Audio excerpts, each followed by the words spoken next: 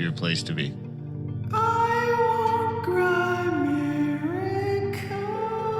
Maple syrup is the best. It's so good. Oh.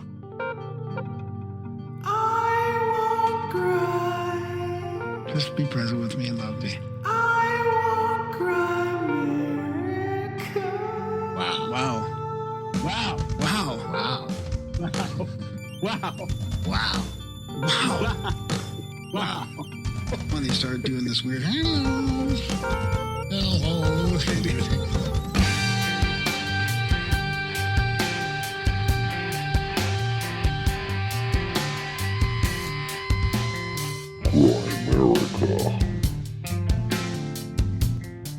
The heartbreak of hearing something bad is almost, I always prefer not to even have the conversation. Right. So it was a few minutes preceding that call. It was pretty difficult for me.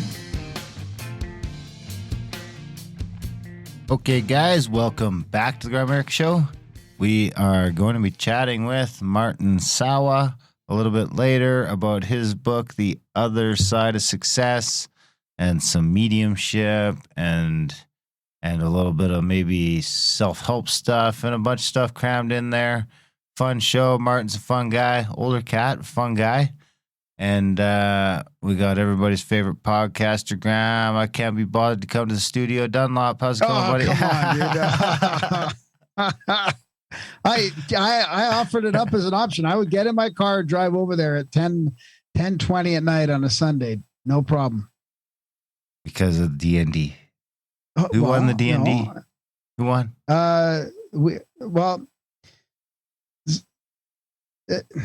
Cyrus almost fell in love with a siren. Did he? Yeah. That guy's just. Yeah. Does he know it's make believe? It's right. It's right out of Lorelei. It's right out of some contemporary mythologies of like stuff that's happening today. What does Mrs. Cool. Cyrus think of that? I don't know. About him falling in love with D&D fake girls. Do you guys actually have a girl playing, or is it just one of you guys? Is it you? Yeah. You're the siren? No, I'm the DM. So, the siren almost killed him. So the siren is by definition the DM? Well, no, but yeah. Interesting. Not really, but sounds fun. It was fun. It was fun. Sounds like but you don't win. Nobody wins in D&D. Like you kind of win sort of an adventure, but it's not like me this against is why them. it sucks. Because nobody wins. What kind of game? Nobody wins. It's just always fun adventure, dude. Always. It's just when they say it's not about who wins or loses. Yeah. That's bullshit. It's about how you play the game. Yeah, that's bullshit. It's about who wins or loses. I mean, you have fun losing, but if you don't win once in a while, you probably wouldn't keep playing. Speaking of winning and losing, it's kind of like Martin Sawa's adventure through, his corporate commercial sales and all that kind of stuff. I mean, there's a part in his book that him and his partner just decide to become developers and try and develop this massive thing downtown. I mean, the guts to be able to just switch from commercial real estate to like a developer and develop a whole downtown block pretty much, or like this core part of San Fran downtown. I mean, we talk about manifesting and then believing in what you're doing. Like he had some incredible business adventures, just throwing it all out there. Like what guts to do that, Yeah. He seems like a fun cat. And I think it takes its toll. It takes its toll, I think, I think what his book was about on a spiritual side, like having to kind of not fake your way through. Like that doesn't sound right, but you kind of got to really put yourself out there, Yeah. And even if you don't know what you're doing, like just make it happen and pretend that you know what you're doing. I mean, I'm not saying he didn't know what he's doing, but I think that takes its toll. That's what we did. That's what we did. Exactly. Yeah. Is it taking its toll on you? Much smaller level. Is it taking its toll on you? No. No, not yet. No. I got a little echo coming through. Is that? That's just your shitty mic. Okay. I tried to get, you could turn the bass down a touch. I tried to get out to the mountains this weekend, but all the roads were closed and I didn't have any bolt cutters in the new truck. I should throw some bolt cutters in there. I don't know what Here's the thing. I'm worried I'm going to cut the gate. Bolt cutters for what? Well, because they close all these fucking roads. The one, they're not on gate until the 30th of April. And the other one, they're not open until June 15th. And the other one's May 15th. And wow. So I just want to open it. But I'm worried some motherfucker is going to head up there and I'm going to hear in the paper about some guy who went up on some road that wasn't supposed to be open and froze to death. Yeah, exactly. So I was thinking about buying a bunch of burner combination locks. And I'll just go cut them all and replace them with my own combo locks. Yeah, but then what? Well, then when they want to open them, they'll just have to cut mine off. Oh, that's, I don't know. I mean, are you really that? Isn't there some, do you have to go that way? Can't you go the other way? I tried 3 different ways. They're all closed. You can't get to the mountains right now. The mountains are closed. Is this normal or is this COVID closed? It's normal. It's normal. It's annual. Are you sure? I know one of those big roads is, but I didn't know all of them. Yeah, well, those are like the dirt roads around the big road, like the Highway 40, and then it's like all the not even highways around it, but the roads are clear. Yeah. They look good. Maybe I'll take the quad up. Anyway, how you been other than D&D? Yeah, good. Yeah. The pork is phenomenal. You didn't take any try, did you? Sorry, what? The pork. Oh, no, I didn't know. Oh. That's good, yeah. Oh, yeah. You notice a difference? Fucking rights you do. Is it organic? It's, my sister raised. I don't know if it's organic or not, but it's just proper raised pig. Right. Not on shitty feed. Yeah. Delicious. Amazing. Wow, good. Yeah. Good for you. For me. I didn't raise it. It's not my pig. Anyway, Martin Sawa, good show. Fantastic show. Speaking of manifestation, we have a fantastic outlawed chat coming up this week as well with Owen Hunt. Is it Owen Hunt this week? Must be.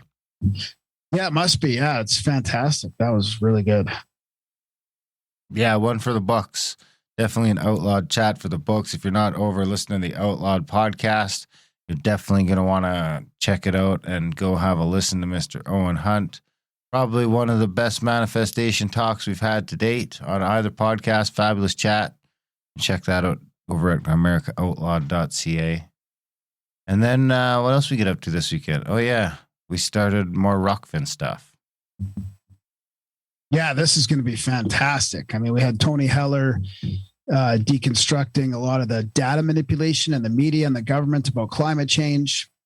And they just the way they selectively choose where to graph from or just even changing data from official sources. And he's gone through all that. He's been following it for like 13 years. So we get into all kinds of great stuff and show some graphs and some basically just debunking the climate crisis, or not. I hate to use the word debunking, but what climate crisis? You know, they always use all these the climate for all this stuff that happens, whether it's extreme weather or all these other things. So it was a good show. It was a good show. Great chat. Tony had some fantastic slides. Of course, that'll pop out in the next day or two over on the Rokfin channel, rokfin.com/Grimerica. Season 1 is a wrap. Ancient Mysteries and Lost Civilizations. That was Randall Carlson, Ben from Uncharted, Gary Wayne, Flavortown, and Amuru, and Christopher McIntosh. 5 shows. Of course, the Tartaria one was a 2-parter, but 6 hours, 6 episodes over on Rokfin. If you guys haven't checked that out yet, fabulous stuff. We will pop into this one, the last 2 trailers from season 1, which was at, I think we've done one. Are you going to put both trailers in there? I think we've done 1, 2, 3, and 4 now. Yeah, I think so. Yeah. So I'll just put them both. Just put 5. Just put 5 in there. Just put 1. Yeah. And then we'll do one. Then we'll save number 6 for next week. Then we're going to have another one. Yeah, that's good. Yeah. We'll always don't be one behind. Then we'll just keep going. Yeah. Yeah, we'll be one behind. That's fine. All right. Just in case we got to have a week, you know, because the Rokfin's tough, man. It's on the weekend. We're doing that shit on the weekends, and sometimes it doesn't happen like it's planned. We got Randall on his birthday. Randall's coming on for climate change as well. We got Jim Lee coming up for climate change. Randall's this Friday.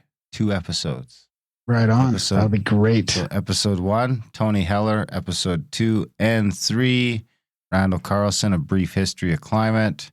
As far as I know, this will be his one of his first video presentations going deep against climate change for 2 straight hours. He's excited. He's working on his slideshow, and we're doing it on his birthday.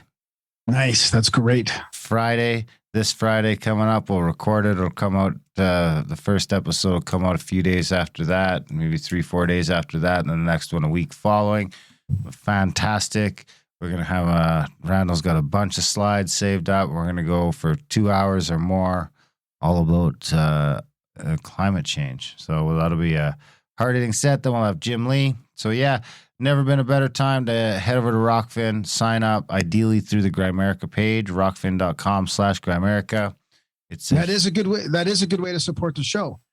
Yeah, it's a huge help. If you go from us like /Grimerica and you sign up for free, or you do the paid thing, which actually gives you access to like all these other people, a lot of people from the Union Tripoli Unwanted. has 2 shows on there, or Charlie has some shows on there. Sam Tripoli, Jason Burmis, Propaganda Report, Whitney Webb, Isaac Weishaupt. I mean, yeah, if you decide to sign up for that, what? If you decide to sign up for that, you get access to everybody's premium content. Yeah, which is a huge help. There's some interesting developments coming up this year that we can't talk about just quite yet, but it's a good time to support the show. We could use your support this year. It's a big year for us moving forward. And we could really use you guys to, if you're listening to this show and loving it, getting some value from it, we still do the same thing here where we do this show every week. We do it for free, always for free. This will be number 485 free podcast for you because we love you. And we love doing it. And it's easier this way. So if you're getting some value from this show and you like this show, and this is the only show you're listening to of ours, head over to grimerica.ca/support. Sign up for a monthly, make a one-time donation. Really never has been a more important time to support the podcast. Grimerica.ca/support. And maybe you want to head out and check out some of our other stuff that isn't value for value. It is still value for value because we still don't take any money from any advertisers. We keep it all sort of in-house. We have the new show, Grimerica Outlawed. That's the show we were talking about before. We got Owen Hunt coming up. We've had Ben Grundy. We've had Legal Man. We got some fantastic chats. We got a couple of Ikes coming up there in the next few weeks. David Ike and Gareth Ike, both coming up on Grimerica Outlawed. So that's our THC sort of model, Grimerica Plus. It's got an hour free over there and an hour premium as well. Head over to Grimerica. If you haven't listened to it yet, just head over and start listening to the free shows and decide if Plus is something you want to do. There's, I think, 13 episodes there so far. So there's 13 hours of podcast over there you can head over to, listen to for free, and decide if it's worth the $6 a month. $6.39. You sign up, you get access to all those extended interviews that we do over there. We do 2-hour interviews. You get the extra there. And then you also get Graham reads some articles and some other cool stuff. All in that Grimerica Outlawed Plus feed, which is all self-hosted and all that lovely stuff. So GrimericaOutlawed.ca. If you want to get some more Grimerica podcasts, check that out. And then we're doing the Rokfin thing, which we got through season 1, and we were sort of humming and hawing, but it was a good experience. We had a good time. So far, we seem to be a good fit over there, and we'd appreciate it if it's something you're interested to, if you head over there and at least give us a follow so we get a little clout over there. Right now, we don't have any followers. We're kind of the low man in the totem pole, but it would help. And maybe you want to sign up for a premium account and get access to all that Rokfin stuff. If you could sign up for us, it'd be a huge help. We're kind of pushing to try and get to a few subs over there so that we can start, I don't know, what do you call it when you spread out a little bit? Diversifying. Yeah. And trying to make this thing work. Plus YouTube we can't be on YouTube. So Outlawed they already got extended our YouTube. non-publishing on YouTube for 2 weeks. I appealed it and they counted it as they extended it. So now it's 2 weeks from today instead of 2 weeks from like 12 days ago. I don't think they liked my appeal. Wow. What did you say? I said, I mean, fuck you. Oh, well, can you say it now without swearing, or can you say what you said without swearing? Or you just That's said what I said. You said F you? Yeah. Yeah. 7 letters, 2 words. So there you go. That was your appeal, and they just extended it. Yeah. That's hilarious. It's too bad. So maybe you guys want to email in with some suggestions on what the final video I upload to the Grimerica Outlawed YouTube will be before it's completely banned. There's only 1 strike left. The Grimerica YouTube channel, though, flying under the radar. Of course, we did have to delete everything off of it and move all the stuff to Rokfin. All of the old vaccine chats with Dell, all that stuff had to go to Rokfin because, I mean, that's how we ended up on Rokfin, was because YouTube started deleting all our stuff and censoring doctors and scientists, like the stuff. Well, not only that, we've got about 6 friends in our group chat for the Union and the Unwanted that have had their completely YouTube presence deleted in the last couple of months. So it's nice to go to Rokfin. Hopefully it'll work out. It's working out great so far. Check it out. Sign up if you can. We'd love you for it. What do you want to do first? Your quote or your oppo? Whatever you want. My boy's choice? Yeah. All right.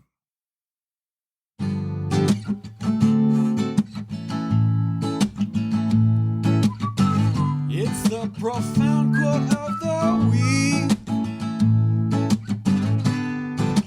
Darren, can you guess it? It's the profound quote of the week. Can you guess the human who spoke it or wrote it down? Profound quote of the week. So this is one of those everydaypower.com spiritual quotes. It's a good one, though. Everydaypower.com? Yeah. What the As soon fuck? as you look Where at the did this world come through from? an ideology, you are finished. No reality fits an ideology. Life is beyond that. That is why people are always searching for meaning to life. Meaning is only found when you go beyond meaning. Life only makes sense when you perceive it as a mystery, and it makes no sense to the conceptualizing mind. That's Anthony DeMello. What? Anthony DeMello? Yeah. Huh.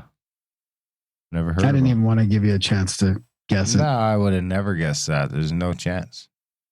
No chance. No chance I'd guess that. You set me up. We got, who's coming up this week? Burmis, right? Who Yeah. else? Who's coming up on the OG? On the original, Mm-hmm. it's about Edward Casey. Ooh, Joanne DiMaggio. Yeah, Joanne DiMaggio. Didn't we have his wife on? No, that was, whose wife did we talk to? The Yeah, the sci-fi guy, right? writer. I forget his name. Terrible. Friedman? No, we had him on too, though. Huh. What's that noise? Looks military to me. Definitely military. Probably classified too. Dishfire, Prism, Sentry Eagle, Sigma, Mannequin, Artichoke, MK Ultra. Operation Project. So this is a recent one Oh, boy. from March 21st. And 16 missing children recovered by marshals in the Philadelphia area. Of course, probably crickets from the media. This kind of thing doesn't seem to get any attention. You kind of got to go to official websites to get it. Too busy arguing about other shit. 16 children considered critically missing were rescued during a 4-week operation that concluded this week. According to the U.S. Marshals Service office in Philadelphia, and at least 4 of these recovered children were connected to child sex trafficking. Dubbed Operation Safeguard, the initiative began on February 15th when a U.S. Marshals Service task force took over 27 missing children cases at the request of other law enforcement agencies. These children were involved and considered some of the most at-risk and challenging cases in the Philadelphia area. The Marshals Service said, based on high-risk factors, including child sex trafficking, exploitation, sexual abuse, physical abuse, and medical or mental health conditions. Our hope for a better future for the 16 children we recovered, said Eric Gartner, the U.S. Marshal for the Eastern District of Pennsylvania. Our resolve remains steadfast in finding other children in peril. There you have it. So they saved a bunch of kids? Yeah. Nice work. Four of them connected to trafficking. This is good news. Yes, it is good news. All right. Is that all you got then? That's it, buddy. All right. Then I'm going to roll into, let's see here. What do I got? Let's go with board one.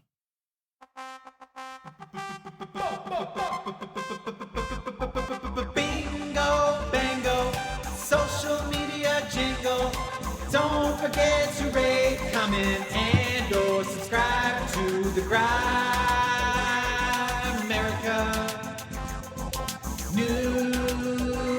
newsletter.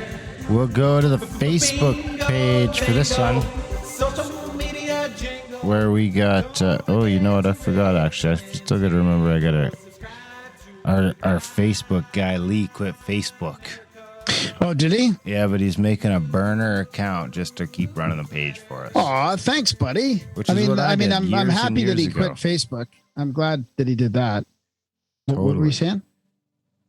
That's what I did too, years ago. Yeah. Yeah. So we'll go to his post, which is Who Has the News Got You Hating Today? From Steve, the police. One of their own is a murder suspect, and they made an arrest at the victim's vigil. Turbulent times coming to the UK. From Hill, Jake.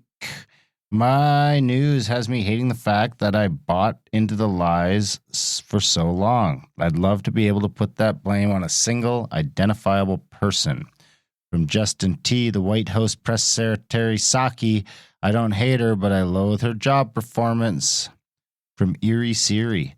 I don't really watch the news, but they are trying to spread C-19 shit again to get us in another lockdown here in Australia. Oh man, poor Australia's heading back into winter. Poor bastards. From Donna P. Here's a good one. Why waste your energy on hate? From Lindsay, the news and the controllers. From Darcy GN. The gay community fought for so many years to be accepted or to be free. Free speech, marriage, freedom. And now that same community is hating on churches and pastors because they're using their free speech. Everyone can't get along with everyone. We all have our views, so let's leave the common denominator alone. Leave that common denominator alone. Leave freedom of speech alone. We can all learn from other people's views if we like it or not. It's how we teach and how we learn. Yeah, it sounds like Martin Sawa's opinion on the podcast here. I mean, we get into a little bit of that stuff. You know, he was building his business right in downtown San Francisco. He went through multiple crashes of the economy there. He saw quite a transformation there, and it's an interesting take. You know, he thinks that we should be able to talk about these things and respect each other while doing it. You know, but that doesn't seem to be happening right now. Totally. That does not seem to be happening. And we got, from the YouTubes, oh my God, native guy, will you please let the bearded one finish his story without interrupting? Triple Eight isn't as bad as Who's you. that, me? P.S. I know your names, I just get them confused. Oh. Yeah, that's a good one. We did break the 10K subs on the original Grimerica YouTube channel.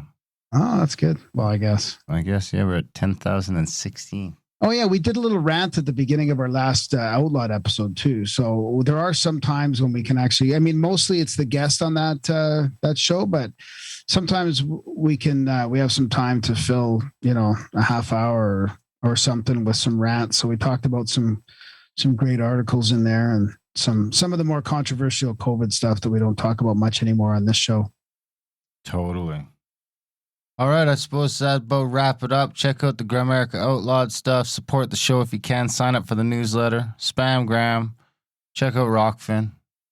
Enjoy this chat. Or actually, first we're going to play this Rokfin trailer with Christopher. And actually, the book came in too. Did you take the book? No, I put it up in your shelf, I think. Oh, did you? Yeah. Okay. Yeah. And It's Beyond the North Wind. It's a fantastic book about the Hyperborea and the North Wind, the myths and the legend, and it gets into rune magic and the Norse stuff, and yeah, it's a pretty cool book. fantastic. I'm about a third of the way through Atlas Shrugged now. Nice. It's a fucking behemoth. Yeah. Absolute behemoth. Definitely the longest book I've ever fucking put in my hands. Longer than Secret Teachings. Wow. Really? Yes. Probably by 20 hours. Wow. Really? Yeah. I must say you had the abridged version of Atlas Shrugged then. Now, this, I could be wrong because, I mean, there's more notes than I thought that I'm cutting in now. I just got another like 4 hours of notes. So, but I think Secret Teaching is going to, if it's more than 40, it'll be like 45 tops. Yeah. And Atlas Shrugged is 60 something. Wow.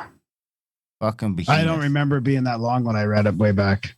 I'm like 16 hours in, I think, or 18 hours Yeah. in. Yeah. Fuck. Enyway, enjoy this. Enjoy the trailer.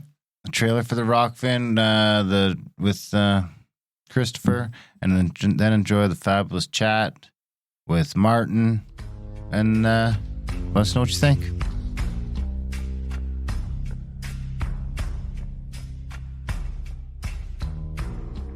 The version of history we were taught was basically that civilization spread from the south to the north, that it all started somewhere around the region that is now Iraq.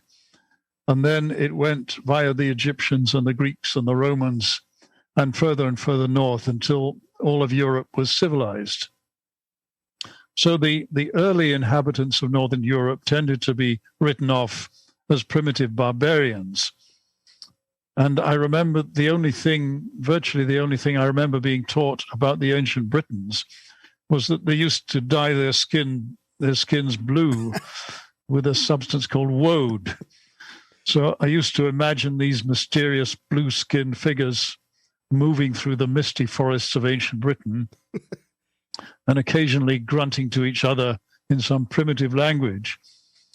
Well, we now know that that picture is completely false, that there was, in fact, a highly advanced civilization in the north long before the Romans came, long before the pyramids were even built. The idea of Hyperborea or Tula or Thula, as it's sometimes called, goes back to ancient Greece, to about the 4th century BC, when a Greek mariner called Pythias sailed from the port of Massalia, which is present-day Marseille, in a ship that probably looked something like this. And he sailed out through the Pillars of Hercules, the Straits of Gibraltar, and out into the Atlantic and up into the far north. And he came to a land which he described as a land of fog and ice, which may have been Iceland. We don't know exactly where it was. It could possibly have been Iceland. But he called this land Tula, or Thula, or Ultima Thula, as the Romans called it. And this merged with the legend of Hyperborea. The name Hyperborea, it means literally beyond the north wind, Boreas being the god of the north wind. And later on, just a few years ago, there was another expedition which went there, and they found all sorts of very interesting things, like pyramids, like this one here. I'm glad you're sharing these slides, because reading your book, it's very interesting to hear that they're actually finding some stuff like that in Pyramids, even. Yeah. So things like this and labyrinths. Now, Wow.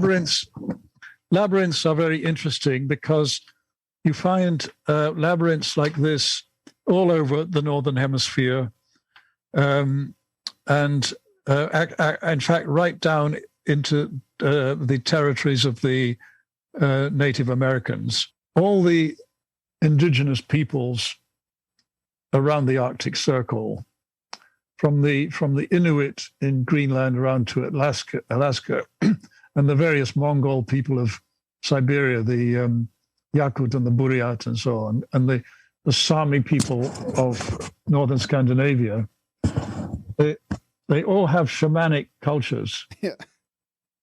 And as you say, Bartchenko investigated the Sami, and there was one particular island in the Kol Peninsula where they had a burial ground which was sacred. It was covered with reindeer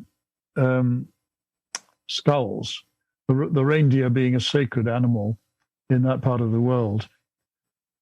And he came to the conclusion that the Sami were practicing a very ancient sun cult, and that, in fact, they were the original Hyperboreans. Well, now this is very fascinating.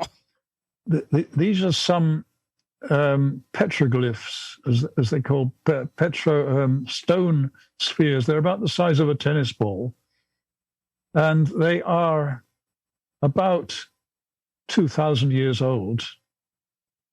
And the interesting thing about them is that these markings, these sort of protuberances on them, correspond to the Platonic solids, the 5 Platonic solids, which you see below on the right, where the Stonehenge is on the left. Yeah. Stonehenge is a solar monument, whereas Callanish Stones is lunar. It was all like, it's like a kind of observatory geared to the cycles of the moon. There are many Russians who would like to see the Russians as the descendants of the Hyperboreans. One artist, Alexander Uglanov. So this is one of his images of the way he imagined Hyperborea. So as you can see, he imagined it as a very technically very advanced culture with spaceships and other forms of aircraft and these fantastic buildings. The Nordic mythology says that the runes were revealed to Odin, the god Odin, as he hung on the world tree, the Yggdrasil, for 9 days and nights. So it was a kind of shamanic ordeal. One is the level of actual historical fact, and the other is the level of myth and legend. And I think there is a sort of you could call it an archetype. It's a motif that you find again and again throughout history, namely the motif of the faraway Never land, the faraway promised land, which is almost unreachable, but not quite. It's reachable by those who are have reached the necessary stage of development to go there.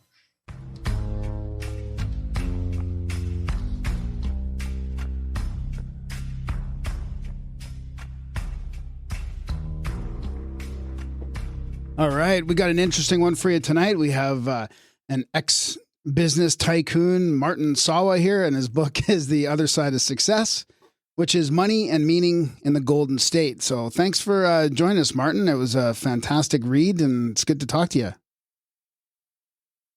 Well, thanks, Stuart, for having me on. Really excited and looking forward to this. Yeah. I mean, there's a lot of places to go, but I did love how you incorporated some open-mindedness, about the paranormal and mediumship and religion, that kind of stuff in your book. Because, I mean, it was really, it seemed like, the American dream. I mean, you're an immigrant, you just climbed up that ladder, like, and it didn't seem very cutthroat to me, but maybe you can talk a little bit about, why you chose to write about this. And I dropped out of the commercial real estate business about 8 years ago. And there were just other things in life that I wanted to devote time to. And the press of business, it's very hard to do. Yeah. So I started writing and wrote a few screenplays and some essays. And then a developmental editor I was working with said, "Did you ever think of writing a memoir?" And I said, no. I thought that was just a little too more like a vanity project. And or if I did a business bio, all of that had been sort of said before. But then I thought about it, and I said, if I do a true memoir and I'm truthful, that could be an interesting story. And that was the hardest decision of how true to be. And I decided I'm either all in or not in at all. Was that cathartic? So that became the book, and it took me. Was that cathartic at all? I mean, was it tough to go back and relive all that? All your old relationships, yeah, it really was. all your business stuff, yeah. And on the personal side, it's just providing new information to, like my daughter, my wife, others who just didn't know these things, and a lot of them weren't pleasant. So it was hard. Yeah. But was it cathartic in the end? Helpful? Yeah, but you can't do it just for that reason. Otherwise, you could keep a journal. So there was also an element of discipline. I had to tell a story, and I had to structure it properly and develop the characters and the kind of things you find in fiction to make it readable. What made you decide to write the book? I thought I had a pretty interesting life, and I knew a lot of interesting people. When you read the book, you'll see that it's not the norm of kind of what you would expect with someone leading essentially a business life. So I thought it was good to get that out there and maybe help the readers find a little inspiration on their personal journey to success. Yeah, that's what I liked about it. Is it wasn't your typical. It didn't feel like your typical business sort of tycoon.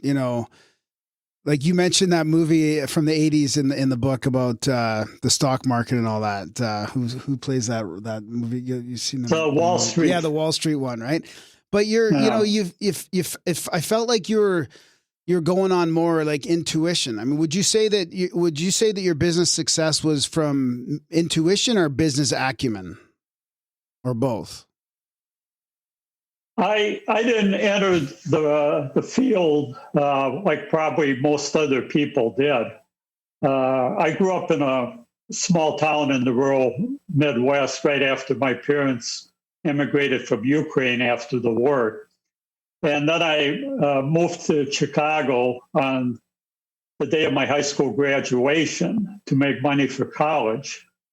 And I happened to fall into selling household products door to door. And I happened to have a really great mentor. And what I learned about selling, the fundamentals I learned that summer.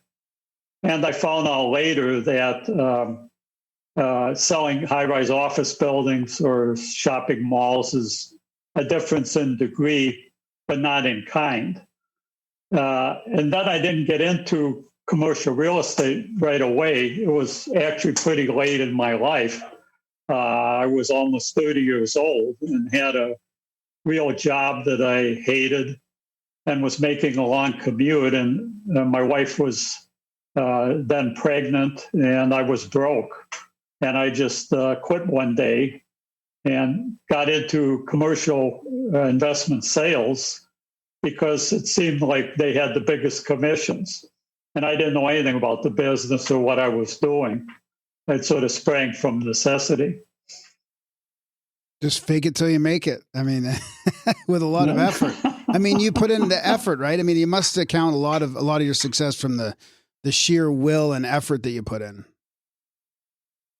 Well, you have to do it because I basically considered myself a commercial real estate entrepreneur. You can be in the business and be a salaried employee working for an institutional fund or working for a property management firm. But the kind of business that I started in as a broker, working purely on commission sales, you're basically working for yourself. So it's like starting up any company. If you work half as hard, you don't make half as much. You make nothing. So it requires that kind of effort. Yeah. You think that's something that these new thought books like The Secret and the Law of Attraction and stuff like that are kind of leaving out, that these people are sort of falling short, just sitting home, sort of wishing it was so and leaving that hard work side of it out? Because it becomes easier it becomes easier to fake it as you build the confidence of faking it good. Yeah, after you've done it, you can say how you did it and have the 3, 5, 7, 10 secrets or whatever. And that's kind of what a lot of business bios are like. But it's really the effort and the resolve to make it at any cost. You can learn the technical aspects. Real estate is not that complicated. But like the Japanese proverb says, you fall down 7 times and get up 8. And that's really it. And if you're willing to do that and set reasonable, tangible goals, you'll do quite well. Do you think that work ethic is disappearing from our culture these days? It's getting harder. I worked with my stepson. This was essentially after I left the business, and he overcame much harder obstacles than I did. And frankly, his probably a more compelling story. So if the will is there and the resolve, you could still do it. But there are a lot of distractions and just a lot of false information, and it makes it harder in that respect. I really believe you can. Can you give us examples of some of that false information? Well, I try to stay off the internet and not watch television. Perfect. That's great. Because all the images, the audio and visual images you see on your handheld gadget or on your laptop, there's so much noise and so much fake news, for lack of a better word. Reportage, as it was once understood, no longer exists. So it's hard to get at what's true and what's not true. And the people I've worked with in mentoring in business and on a personal side, I always try to find out 2 things. One, what do they believe to be true? And that's from the top down. And 2, who do they admire? And that gives me some sense of, where their focus will be. And then it's a matter of just setting tangible goals and raising the stakes and raising the bar. Did you have any influences going into it? Like, do you have any The kind of mentors, role models, or you mentioned the mentor in sales, but do you have any sort of books you read or things you recommend along the way as well that helped you out, or people you sort of align your thought process with?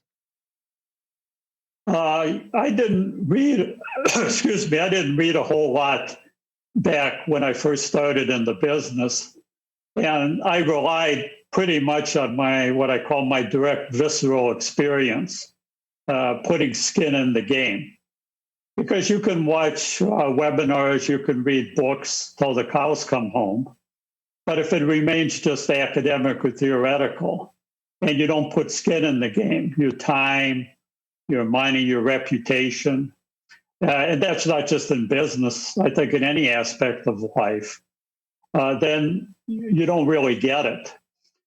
So I put skin in the game early, and that's kind of how I learned. But I was also fortunate to have had some good mentors along the way. One was a Filipino Chinese woman who was also an immigrant, and her husband were real estate investors. And a deal I did with her was one of my first deals, and she taught me a lot, not only about the business, but about ethical behavior and things like that.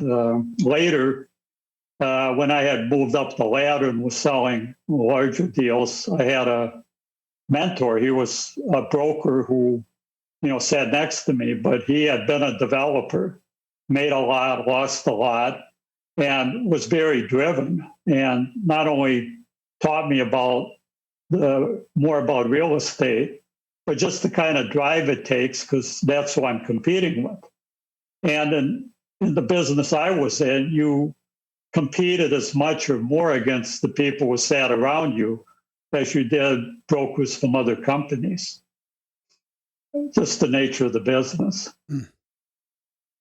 You had a couple massive synchronicities that changed your life. I don't know if you named them synchronicities in your book, but there was a couple business ones. I mean, that one time where your buddy was in the Middle East.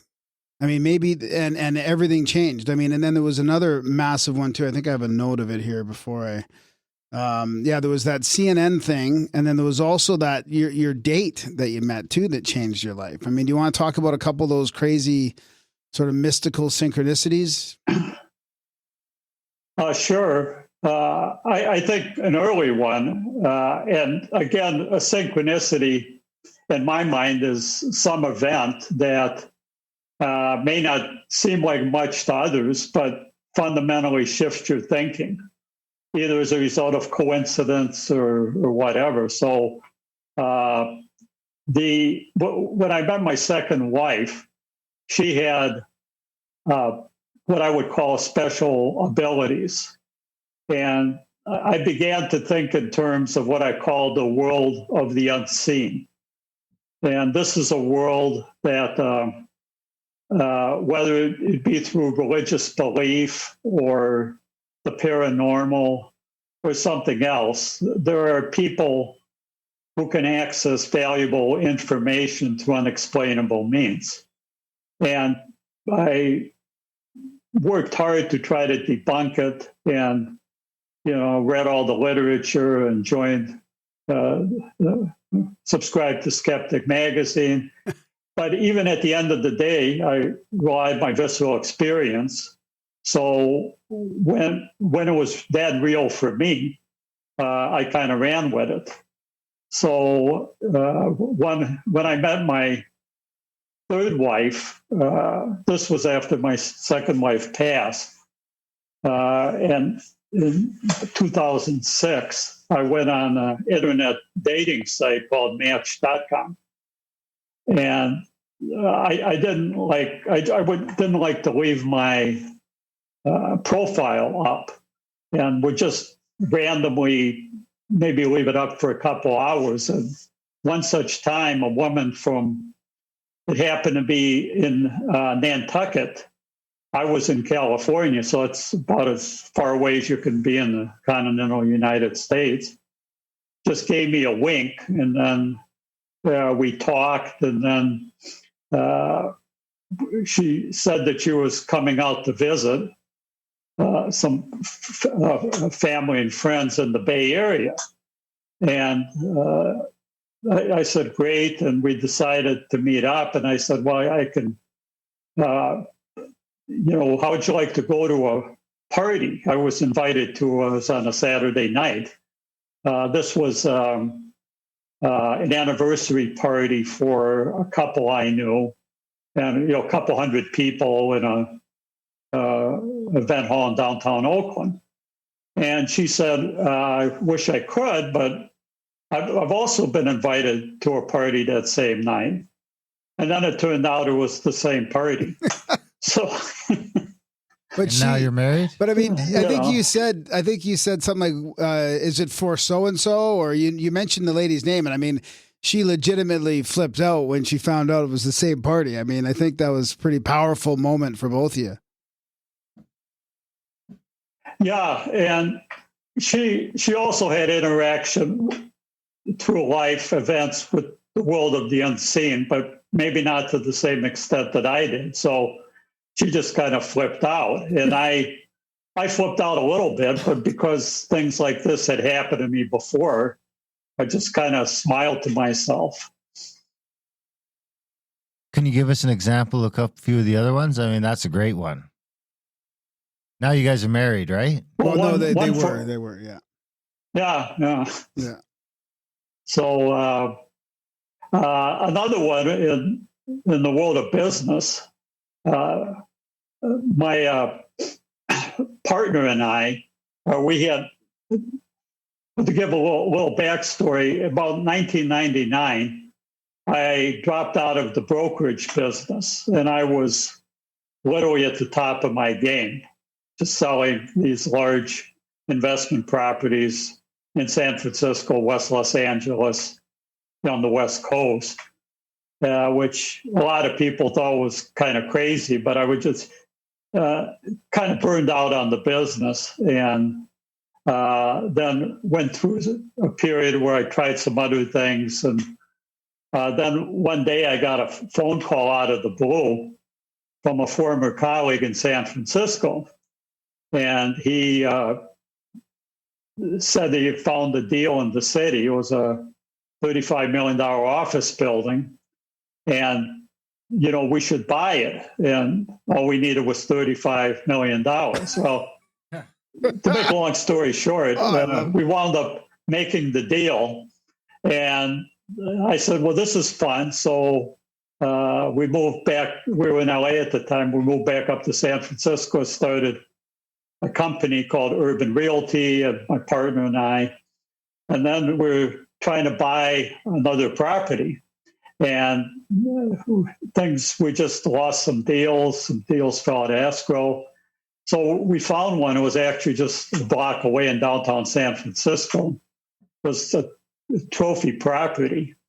And all we needed was to find the money. So we tied the property up on the basis that, we had the deal. And one of my former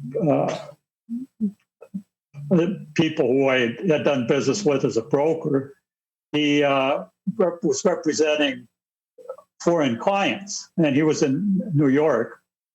So he loved the deal, and right away said, yeah, we can do it. So we're going down the road.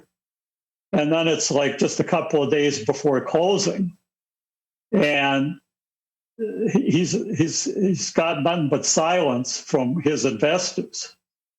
So we're getting like really nervous. And because he's the guy that he's the guy that helped you on the first one, right? The $35 million one. Yeah. So he you kind of had the first so one, that one went well. Then this is the second one coming up, right? Yeah, but the first one was just for one of his private funds. Yeah. And I had a lot of experience with offshore investors. I'd done deals with Chinese, Japanese, and it's very problematic in a lot of cases whether they're going to show up at the closing date, and that's what happened here. But to his credit, he jumped on a plane, took a red eye back to. We never were sure where it was, but I think probably Riyadh. And he was supposed to meet with the client right away and represent the deal. And a day goes by, another day goes by, and nothing. And we're going crazy back here. And because of course we told the seller that everything was fine. And then he gets his audience with the investor. And the investor tells him that frankly, he just hasn't had time to focus on the deal and really can't do it. So he's leaving, as he describes, he's leaving the office. And the investor had a large TV on the wall. Flat screens were just coming out. And there was CNN News, and all of a sudden they're doing a piece on the financial markets in San Francisco. And to visualize it, they have a picture of our building.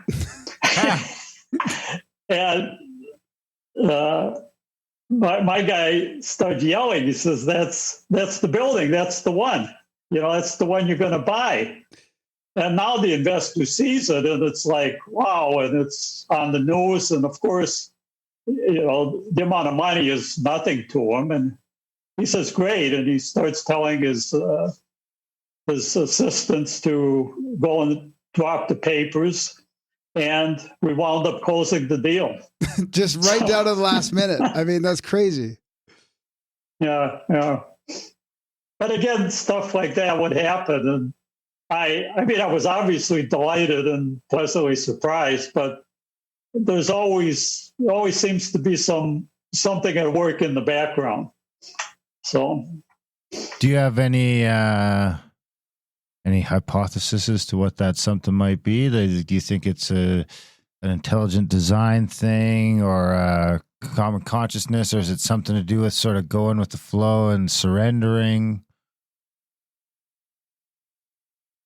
It all is a function of, again, the biggest question is, what do you believe to be true?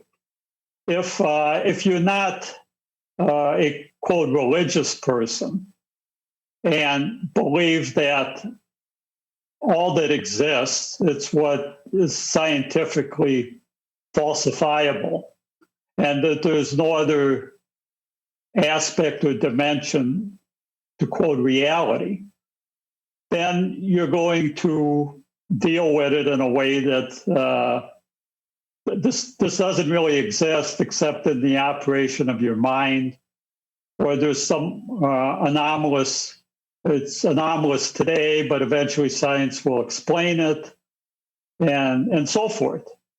And that's how you interpret life. I was raised as a Catholic and then fell away for many years, didn't practice, but always believed that there was a greater power. And then when I met my second wife, and she was very religious, she didn't go in for the ritual, but she would read the Bible every night and do her own exegesis, and became my not only wife and lover, but spiritual mentor and moral compass. And the experiences I had with her, and then I met a psychic, and that was a whole different realm. And again, I said there's just too much that is real, and it's real to me.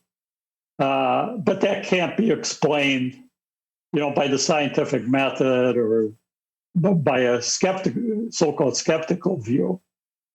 That I just said this is all part of the world of the unseen and the ultimate reality. And if you believe that life starts at zero and ends at zero, then you're going to live in a certain way. If you believe that may not quite be the way it works, and there is something after this physical life, then you're going to live it in a different way. And that's just the way that's my kind of top-down belief system, and that kind of controls what I do and how I respond. Yeah, that makes sense. And the more I'm you're not sure if I answered your question. Yeah, I think so. I mean, the more you're open to it, and the more you would see. And I like the way you describe the synchronicity in something that shifts your thinking. It's not just a plain coincidence or synchronicity, but it's something deep inside you that shifts your thinking. I like the way you. That would make for way less synchronicities. Yeah, but it's hard. It's interesting that you were, in business, and let's say in big business. I mean, that you were in San Francisco, and you're seeing this medium as well to, try and reveal certain things or to get advice or whatever. And you're starting to believe in that, and yet, you're in an industry that's probably very materialistic. I mean, what did your colleagues think of your exploits?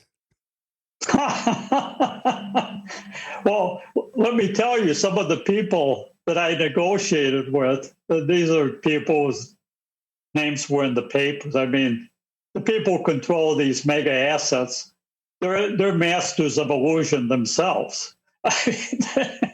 So when I tried to debunk and study this, I also know a lot about the illusion in the world of business, where there's large sums of money at stake. But I couldn't really talk about this to anybody.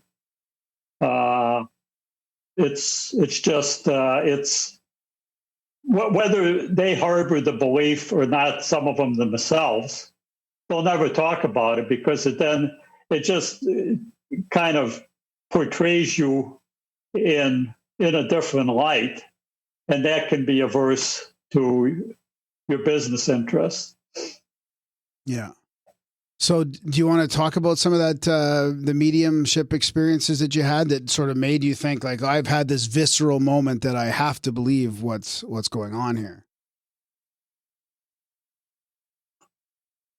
My then wife, my second wife, Anita, and I were, again, living in Los Angeles. And this was right before I dropped out of brokerage. And Los Angeles, it's a very, it's a great place in terms of the weather. And I would rollerblade along the ocean almost every day. And there were big deals, particularly on the west side. But as soon as we had moved down there was also an aspect where it just seemed like a big movie set, and so many people with illusions and delusions.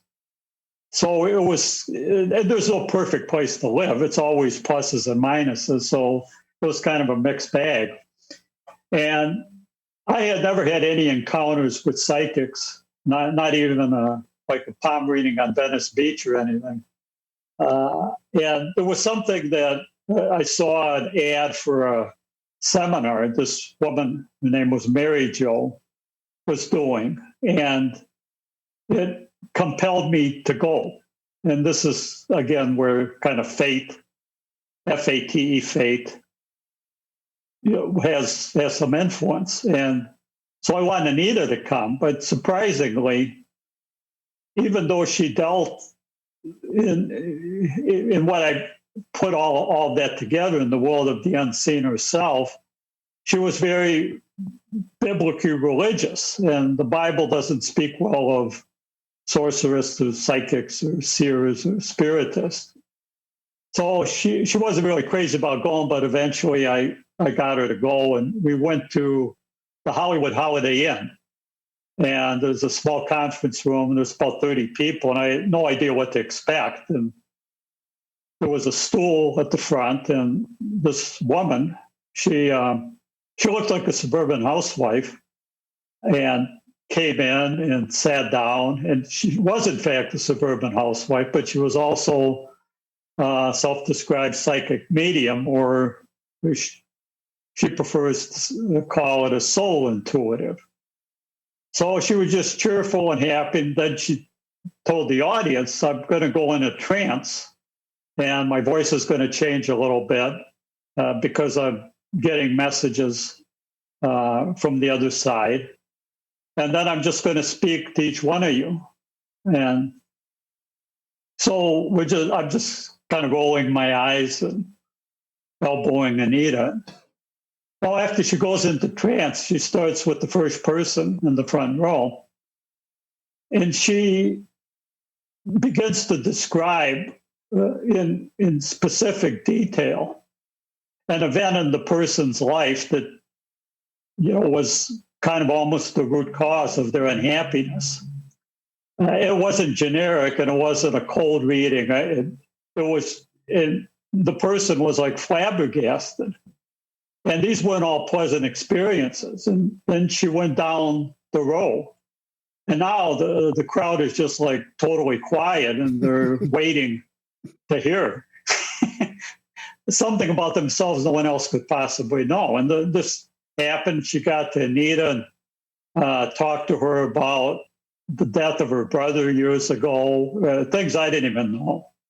And then she came to me and she kind of took it easy on me. I was dealing with some health issues and she described those and gave me some advice. And that was it. And then, so we leave, we're like shell-shocked. And we get out to the parking garage and the first person she talked to, the guy gets in his car, he's so unnerved that he backs the car in a concrete column and then just speeds off. So that was an attention getter. And I didn't have contact with her for months and until I dropped out of the brokerage business. And then I had some free time. So I devoted myself to studying psychics and trying to debunk it. And then I decided I'd want to have contact again with Mary Jo. She by now, she was living in Florida. That was the only appearance in LA in her life. She just didn't like the vibe. And so Anita and I went to the retreat and she became a friend and she would do a couple of readings for me a year and they proved extremely valuable. And that's my psychic story. Including helping you deal with the grief after your wife died. Yeah, well, especially that. She never tried to like sell her readings and trying to like make money. And she cautioned me against overuse and limited them to just a couple a year, which impressed me from kind of a business standpoint. And then this is the midpoint of my book, where my life totally changed. One night we were back, Anita and I were back in the San Francisco Bay Area living in the Oakland Hills. And we're going to meet some friends for dinner. And I'm sitting in my home office and Anita's in the bathroom getting ready and it's getting later and later. So I call to her. I don't hear anything. I go, I knock on the door, still nothing. I try to open the door and I can't. Something holding it shut. And finally I push my way in and she's lying naked on the floor. And there's nothing that prepares you for a moment like that. There's just nothing. And I pulled her out, called 911, and the paramedics came and did all they could, but then they said it's a cold blue. And the coroner came, and an hour after that, they set her in a body bag, wheel her out the door. And that was a life changer. Yeah. Yep. Wow. And then you went back to Mary Jo. So I didn't know how to deal with things. The first thing was just I was, thinking of pulling the plug, and I was fortunate because my daughter, we were always very close, and she kept checking in with me, and So I decided that wasn't the time yet. But then how was I going to deal with grief? And I went to a psychologist, and she was helpful, but I'm really more self-directed. So I just, and then I called Mary Jo once the autopsy came in. I didn't tell her anything that happened, and of course she knew, and said, you need to get it together basically on the material plane. And then, she did describe how Anita died and why in the moment and everything. But in terms of communicating with Anita, that I need to get it together first on the material plane. And I know when it was time to call her back. So for the next 6 months, I had a good partner because I just basically didn't go to work and put a big burden on him. But I studied death and I studied grief and all these things, and found we did this meditation, found a plan for every day that I could make it through, to the next day. And then it was one day I felt it was time to call Mary Jo, and I was like really scared and nervous because I didn't know what would happen. And I don't know if you've had any contact with psychic mediums in this way and know how the images that they get and the people that show up are usually not the people that you want to talk to. These are people on the other side.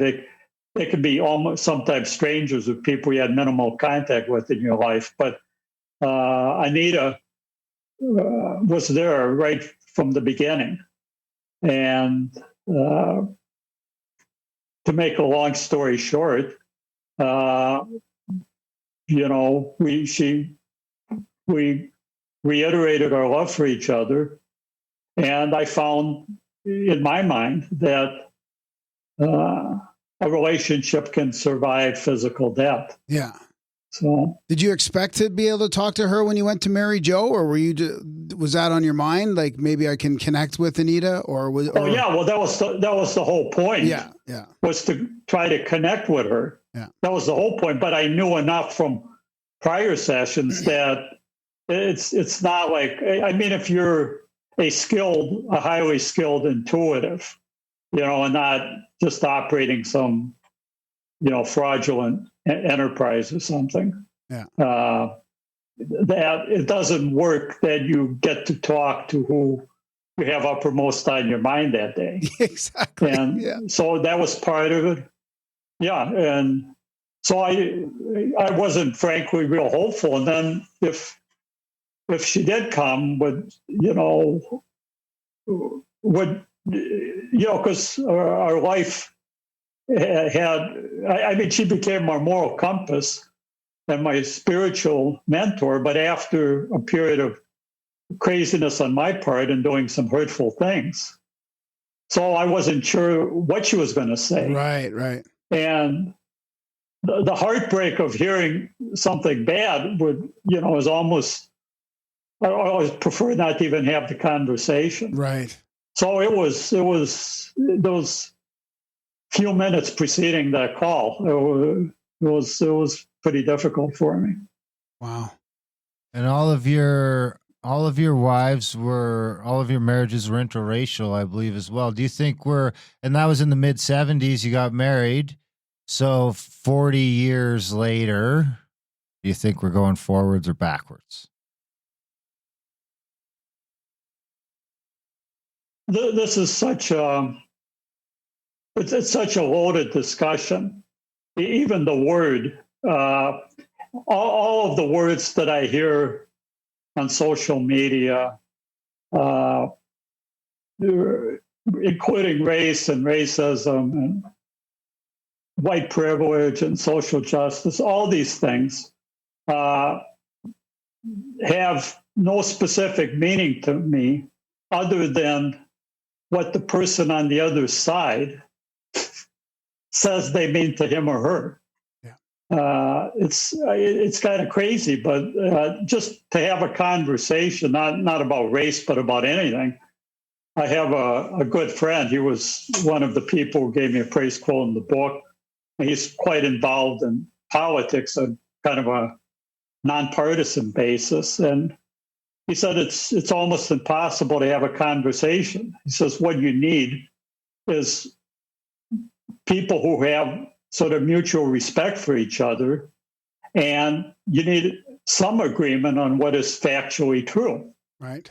If you don't have either of those, there's no conversation to be had. So in that respect, back 20, 30, 40 years ago, it was at least you could talk.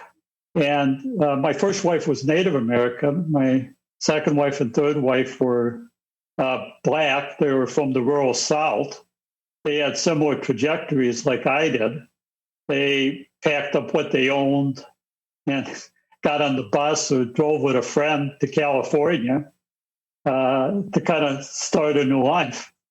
And since then, I mean, today, my parents have both passed. My sister passed.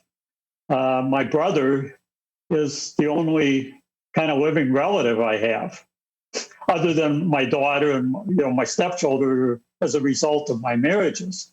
So most of the people I know, family, friends, and people in business who I did business, people from all over the world, Chinese, Japanese, Middle Eastern, Black people, and Native American people. That's kind of my world. And this is a world where we all get along and we have common shared core values. And that we can talk like we did 20, 30, 40 years ago, but the nature of the conversation today, a public conversation, is so difficult that I just prefer, like I always have, to do it one-on-one. And I seem to have an ability to blend in with people of different backgrounds, ethnicities. And it was always, I'd look them in the eye and feel neither superior nor inferior, and just deal with them as a person and not a bunch of slogans on social media. And that still works. But to have a public conversation where you can't even agree what's factually true, or you don't have mutual respect, is very difficult. And in my opinion, I'm a native Canadian, I guess. I mean, I just say Indian. I don't mind, but I'm an Indian, and in my experience, it's almost gone backwards in the last 5 to 7 years, where the differences are being highlighted again, where I'm going on a construction site and I'm seeing posters with a black hand or a brown hand and saying, these are people too. And I'm saying, whoa, 10 years ago, we didn't need to fucking tell people that. So I feel like, this is a giant step backwards that we've got posters on walls again telling people I'm a human. Yeah, it's so difficult. And now that I have a little spare time, I'm reading more and reading on how it got to where it is. And there was just a fundamental shift somewhere after my generation of the 60s, where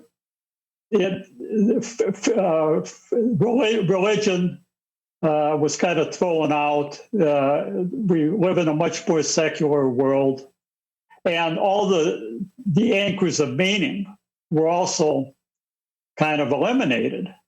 And it was this kind of crazy postmodern deconstruction, which I thought was just kind of a fringe and almost comical worldview that has borne fruit in a lot of where we are today, and has created animosities and isms and differences where they didn't exist. So it's a crazy time. I never thought I'd live to see this. Yeah. Well, I mean, speaking of live to see, your parents escaped dictators like Stalin and real dictators like Stalin and Hitler. What does it feel like watching the last 10 years of American politics, seeing, you know, the PC culture and all that seems to lend more towards what you were fleeing? I've told my kids and grandkids and stepkids and relatives, and if they didn't know it, they know it now because they've read the book. But my parents lived in Ukraine in the years before and during the Second World War. And in my book, The Other Side of Success, I made a trip back to Ukraine. And my father never wanted to talk about like what had happened. And I of course, I knew it, but not in visceral detail. And I found out that they were at the epicenter of an area one historian called the Bloodlands, which is roughly the area between Berlin and Moscow, subject to Stalin and Hitler. And in the years before and during the war, it was the scene of the greatest mass killing of civilians in human history. And that's why my parents didn't want to talk about it. So when I see now, like people saying, oh, he's like Hitler or whatever, it just, I marvel at how gullible people can be. What about, do you have any connotations with the sort of, because you get back into the isms. I mean, you're talking about socialism and communism kind of coming to a head there. And now you see the West sort of getting ready to rip itself apart and sort of that same battle. I guess this time it'll be more between capitalism and socialism and communism. I mean, it's really, it's like a hybrid. It's like a weird capitalist socialist kind of thing already. But I mean, I think I know what you're getting at. What is it to come back? I mean, just a generation and a half later and see that sort of coming to a head again. Do you worry at all that we're heading, that history might repeat itself? Or do you think this is more of just talk?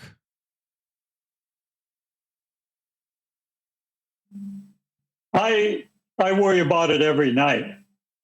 And I didn't used to 10 years ago. Although my partner and I, we had a large mixed-use development project in San Francisco. And it was on the edge of the Tenderloin. This was a major project, had a shopping mall, restoration of a historic building, residential, other retail uses. So it had a projected value then of about $400 million. And we're right on the edge of the Tenderloin, which was the area in San Francisco where you had the concentration of, drugs and general human misery and homelessness and all of that. And it was crazy then. And today in San Francisco, it's spread throughout the city. There have been things on a state and local level that laws that were adopted that basically decriminalized a lot of criminal behavior, for lack of a better word, and almost without any remorse. So today, as an example, the San Francisco Unified School District about a month ago voted to rename 44 public schools because the names were racist. Wow. And obviously George Washington was on the list. Abraham Lincoln which to the uninitiated may have been a surprise. But then Dianne Feinstein, she's the sitting senator, liberal Democratic senator from California, which has been for 30 years. And before that, she was mayor of San Francisco for 10 years. So when she's being called out for racism, I know this isn't about racism anymore, as people try to conjure up what that might mean for them. But this is something that I never expected to see.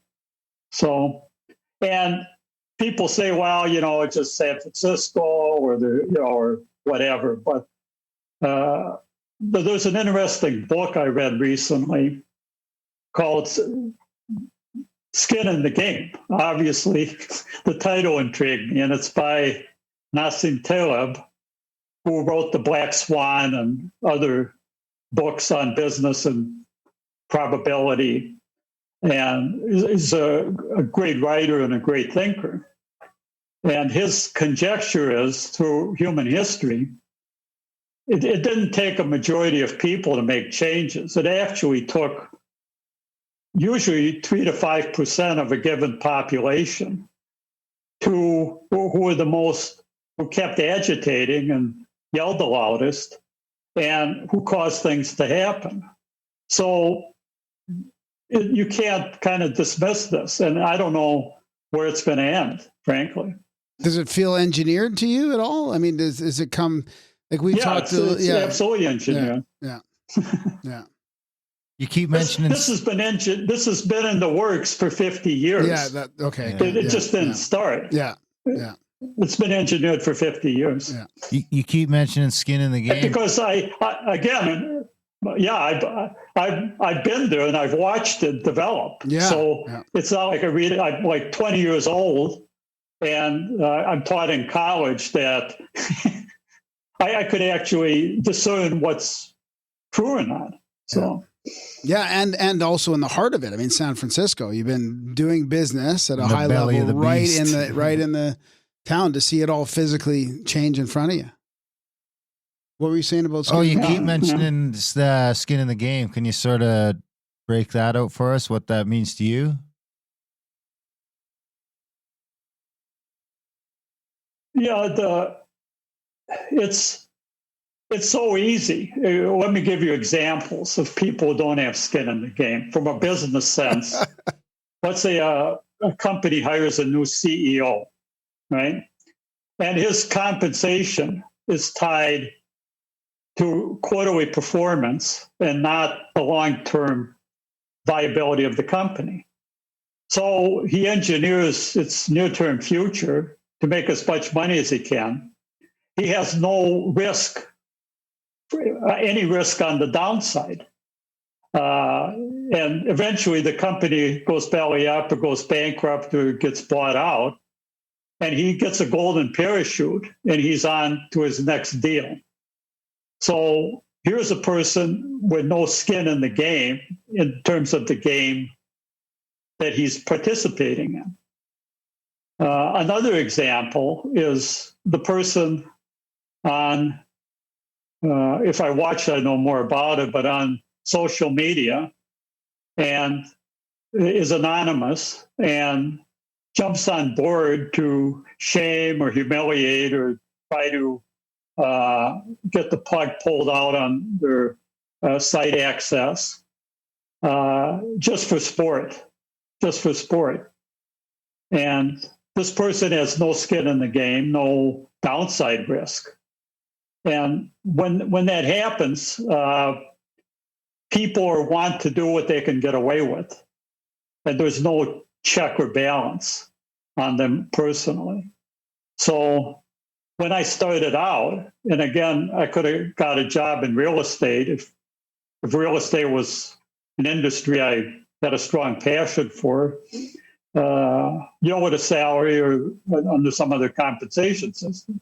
I started out on commission sales, and it was a year before I collected a dime. And I did what I had to do to make it. And my downside risk was, for me, pretty large. Yeah. Yeah. Can you just, before we run out of time, can you talk us through the time in 2008 when you basically foresaw what was coming? I mean, you don't hear too much about that now, but the whole crash with the housing and loan bubble thing and all that, the big housing bubble in 2008. I mean, you guys were warning that it was coming, right? Yes, and I had been through bubbles before. When I started in brokerage in roughly 1980, and interest rates were like 18%. Yeah, yeah. And I didn't know any better. I thought that was just what they were. And then that bubble crashed, and then I sold buildings to the Japanese, and their asset price bubble crashed, and then there was the dot-com crash. Yeah. So I'd seen bubbles and was always conscious of downside risk. But the one in 2008 was years in building up. And I'd never seen one that big after I found out what the true extent was. And it wasn't easy. You know, everybody says, well, you know, there's a bubble and this. But if you have to put skin in the game, if you're a stock trader and you go out and go short, there were people who were killed for 3 years shorting the market. So it's not that simple to A, recognize, and B, to time. So my partner and I, we thought we were set because on this massive project, our financial partner we had only minimal debt on the properties. And figured we could weather the storm, particularly because we're going to, most of the value to be created was getting the entitlements in San Francisco.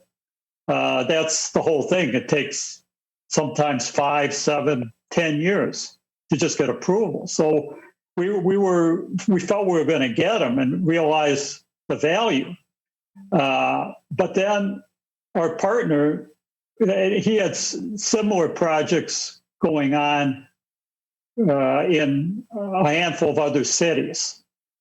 And they saw fit to refinance their whole portfolio. And that's something we had never anticipated. So our properties got lumped in and they were cross-collateralized.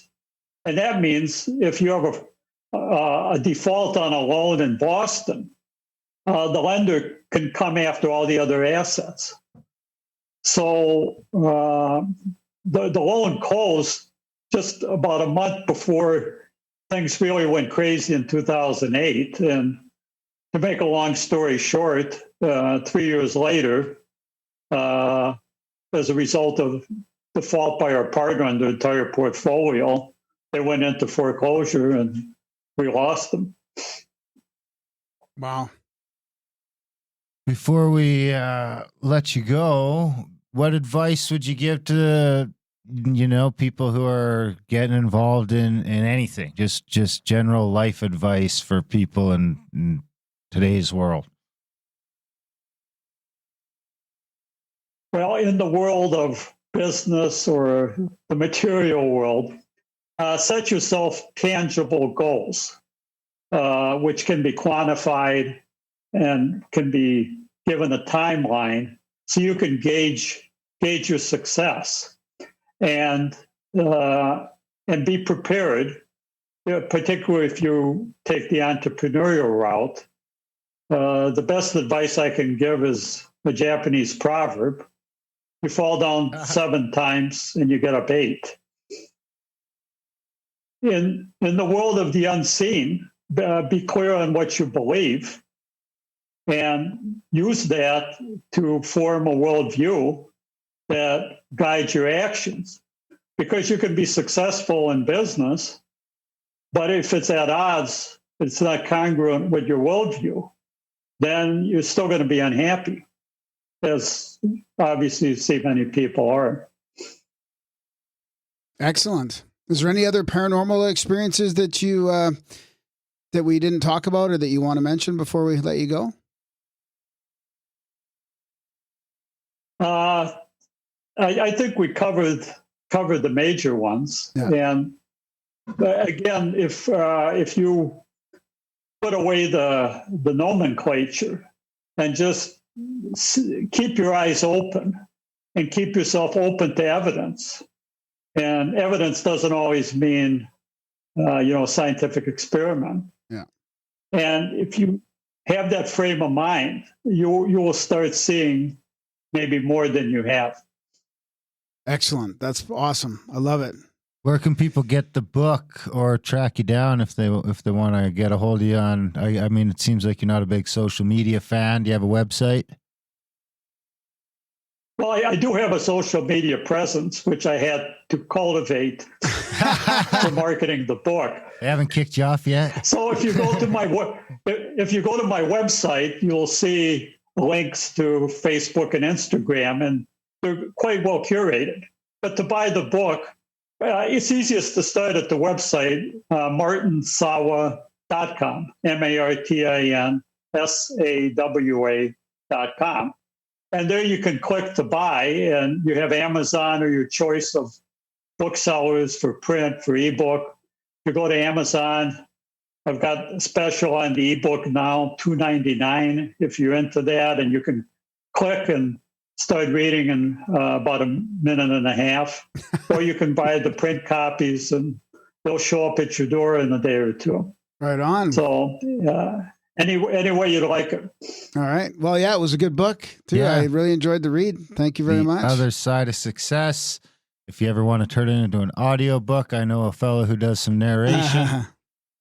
And I may take you up on that. yeah, I mean, we deal with, I think this is Julia, right? Yeah. Julia's your publicist?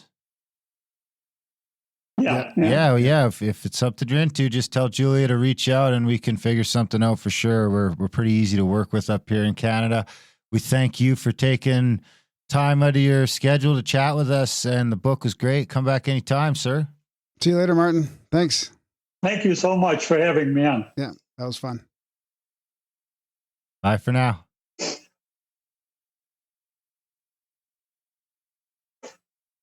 And that was our chat with Martin Sawa. What'd you think, buddy? Yeah, that was really good.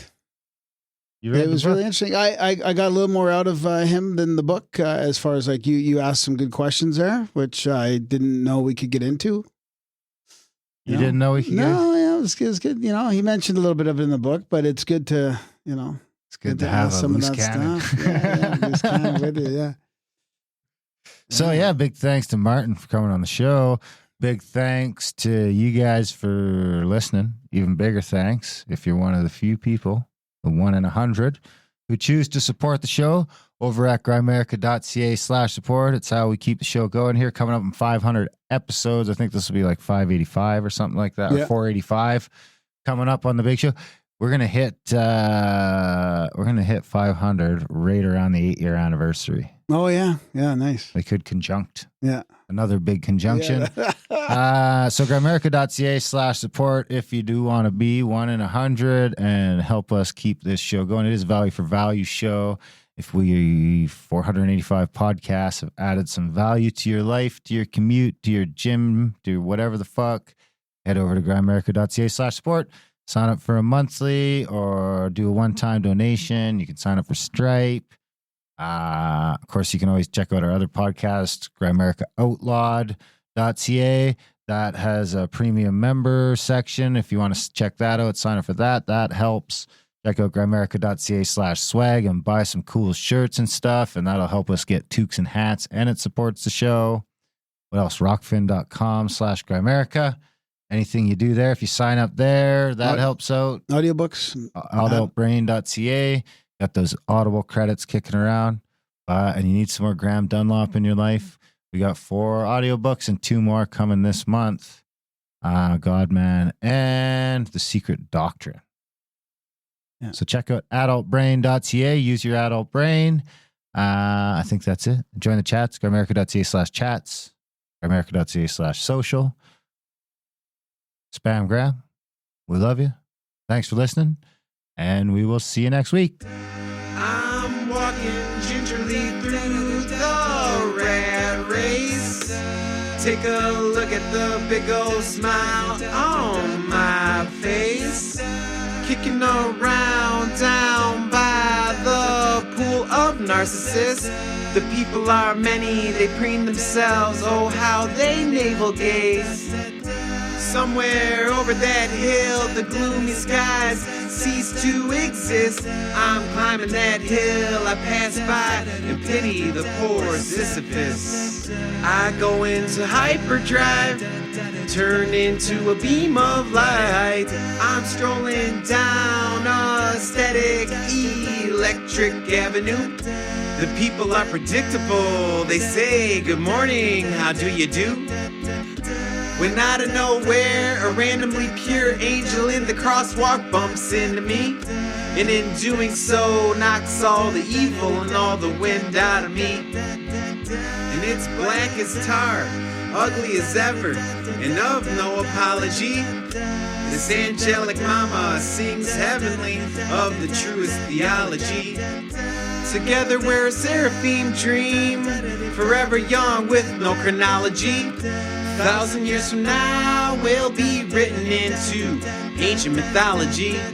We go into hyperdrive, turn into a beam of light. Can you tell me about the view up there? It's sparkling remarkably, the air is crystal clear. Well, please won't you tell me what it takes to transcend this place? A little bit of heart and a whole lot of soul. Take a look at the big old smile on my face. As my angel says, dance with me and your life will never, ever, ever be dull. I go into hyperdrive, turn into a beam of light. Turn into a beam of light. Turn into a beam of light. Turn into a beam of light. Turn into a beam of light. Turn into a beam of light. Turn into a beam of light.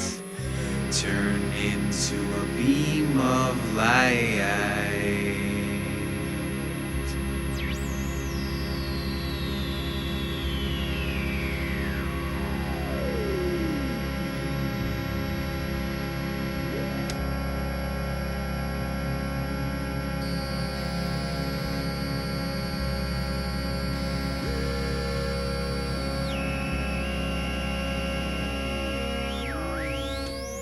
Bye.